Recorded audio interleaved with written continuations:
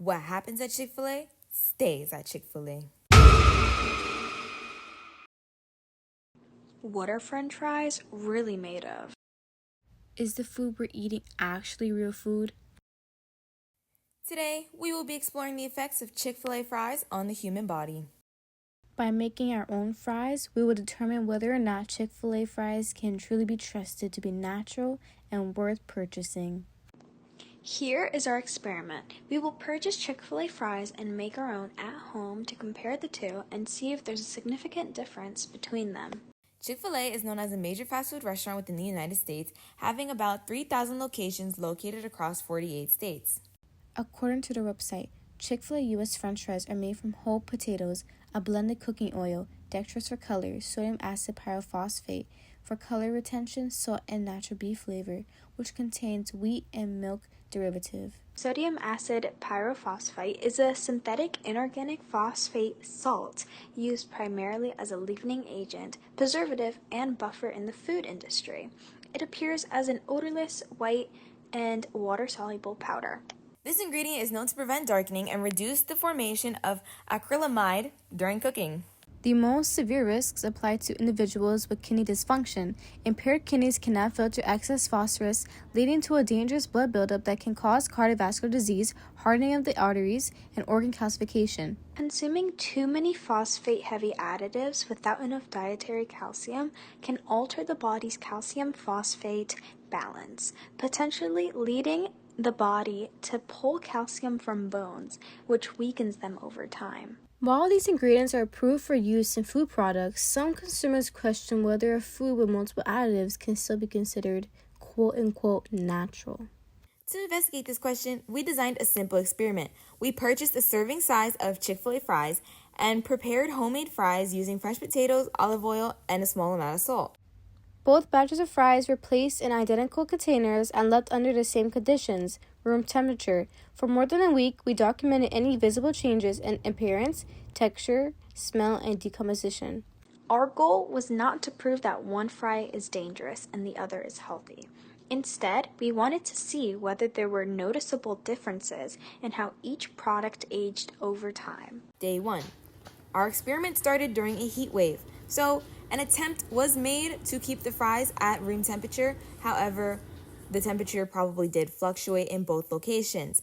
Anyway, at first glance, the fries appeared very similar. Both were golden brown and had a familiar potato smell. As the days passed, both of the fries started releasing moisture. The Chick-fil-A fries also changed, but at a different rate. Instead of growing mold, they became rubbery. The homemade fries started to become unusually moist and extremely soft, showing how environmental conditions can affect how food decomposes. 5 days later, we were presented with unexpected results. The fries ended up molding after a week, which was unexpected due to the preservation of fries at Chick-fil-A and other fast food restaurants across the country. The homemade fries were not necessarily moldy, but the texture was very soft and was easy to squash. One of the biggest questions consumers ask is whether fast food contributes to long-term health problems. According to the health experts, regularly consuming foods high in calories, sodium, and unhealthy fats may increase the risk of obesity, heart disease, and type 2 diabetes. Type 2 diabetes occurs when the body becomes resistant to insulin, causing blood sugar levels to rise. While no single food directly causes diabetes, diets high in processed foods and excess calories can contribute to the risk. A medium order of Chick-fil-A fries contains hundreds of calories and significant amounts of sodium. Like many fast food items, moderation is often recommended. Homemade fries can also be unhealthy if they are deep fried or heavily salted. The difference often comes down to preparation methods and portion sizes. This raises an important question. Are consumers fully aware of what they're eating? To gain more insight, we attempted to contact individuals connected to Chick-fil-A operations, including employees and management. Hi, my name is Kylie Walker. And I'm Annalise Jacobson, and we're doing an interview about homemade food compared to fast food restaurants. So we have Kelly Garcia here who works at McDonald's, and she's going to share her day at work. So, hi Kelly. We have like a few questions for you. The first one is, where do you work? Obviously. I work at McDonald's. I specifically work in the location in Old Bridge on like Route 9. Okay. And what's a day at work for you? A day at work for me. So I work front counter, back cash, as well as the window. So for front counter, you obviously like take orders and give out orders to the people inside the store. For the window, you give out the drive-through orders. And then for back cash, that's how you're taking orders with the headset. You work the drive-through. Along with this, we all have to like work in the front and like put the food, bag the food, as well as make the fries. Okay. And what's the process of making each food, like most popular meals you have? I have not learned kitchen yet. I am learning it like probably next week. Because now I'm a crew trainer, so obviously I have to like learn everything from the store.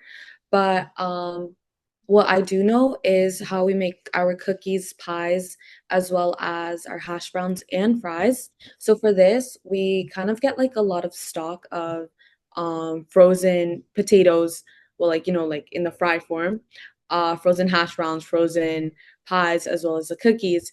And then we truly just put them like the pies and the cookies, we put those in the oven for like 6 minutes. And then for the fries and the hash browns, those there's like this kind of like fridge where you can put a basket in and then like it drops into the basket. And then you put it in the fryer, the fryer vats, and then it takes about 2 minutes to make them. We do have like a cleaning process because we don't want the oil to contaminate, where we like just skim the oil and then like we always like reset it. That way our oils continues to stay fresh. But yeah, that's truly it. So, how Um, long do like the frozen fries stay in storage? Um, Honestly, we get new shipment each week. I feel like we get around probably maybe like 50 boxes. Each of those boxes have like 5 bags in it. Um, and Yeah, I mean, it lasts a week. We get new shipment each week. The fridge, like obviously, like we have a lot of customers that come in, so we're always like refilling it and like getting more boxes and using more fries. So I feel like they do kind of stay as fresh as possible, but obviously we don't always use all of the 50 boxes that we get in each shipment. oh, so like it's like how we make fries. Like we just buy them in the store and we just put them in the oven. There's no difference. Exactly, yeah. Do you get to see the ingredients on the packages? Unfortunately, no. I think more of the kitchen crew get to see that because I work at the front, so I don't really work on stocking and actually making the food. But obviously, they do have, I think, an ingredient list as well as like how long they are good for. That's why, they kind of have like the weekly shipment, weekly usage Oh, thing. wow. So, I had a question about so McDonald's is like very famous for their salt, like on the fries. Yeah. So, I was wondering if there was anything special about the salt, or it's just like regular salt that like Honestly, every. it's just regular salt. I'm actually gonna try to pull up the company. You can honestly get the salt at Walmart if I'm being honest. Um, Do you know like how, I don't know if this was stated, but do you know how long like each package of fries, for example, stays in that freezer? And is there like a limit to how long you could use it? Or like, are you like, you know? I mean, like from what I know, obviously I don't work on stock or I'm not a manager, so I'm not really aware of like the process of the fries and how long they're good for. But I know that we do get through like all at least 45, 40 boxes per week. Okay. So those 10 boxes, I think they would go to waste because obviously we don't want to sell people bad fries. I mean, once it has happened before, where somebody just filled the fridge with like one of the old boxes, and obviously the fries they were like contaminated, so obviously we couldn't use that. So with the boxes that are left over, like we just put them into waste. Going along with the salt, we just use Morton salt, this salt, Hmm. or you can get that like at any supermarket or All anything. right. And the last question I have for you is, after working in McDonald's, would you actually want to eat their fries or any of their products? Low key, like, yeah, I don't see a problem with it, although people do say like about like the grease and stuff like that. I mean, personally, I don't like burgers. So I always like go towards like chicken or the fries. But knowing how I do it, which I make sure I try to do everything clean, I would hope everybody else does the same thing. I mean, at least in my location, I already know everybody there.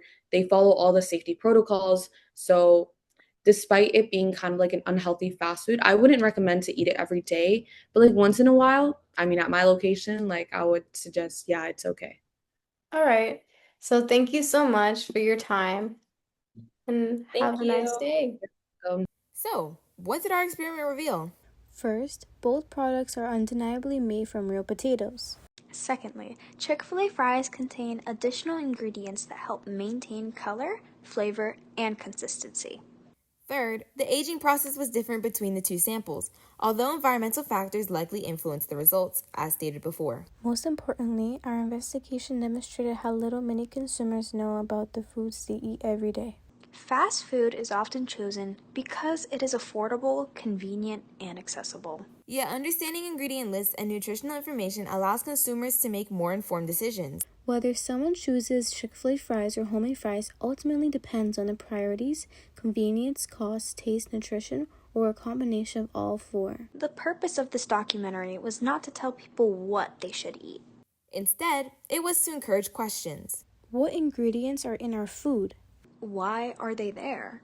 And how much do we really know about the products we consume every day? Chick-fil-A fries and homemade fries may start with the same ingredient. A potato. But the journey from farm to plate can look very different. The choice is yours.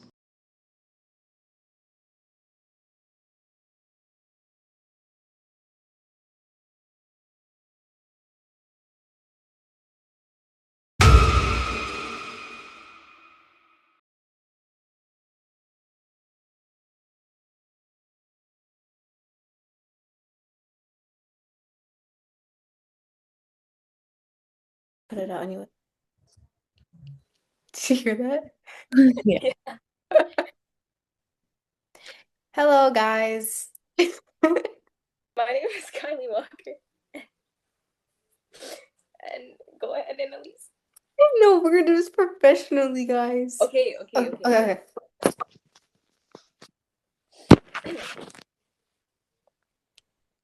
Hello, my name is Kylie Walker, And I'm Annalise Shikasu. and we studied the effect of time on homemade versus fast food restaurant fries. So we have Kelly Garcia with us, who works at McDonald's. We Her can't do this, Kylie. Yay. No, if you just see Kelly's face, you can't see Kelly. No. No, okay, wait. Like for real. Okay, again. Questions for you. The first one is, where do you work? Oh, Thanks. wow. You know how long like each package of fries, for example, stays in that freezer? And is there like a limit to how long you could use it? Or like, are you like,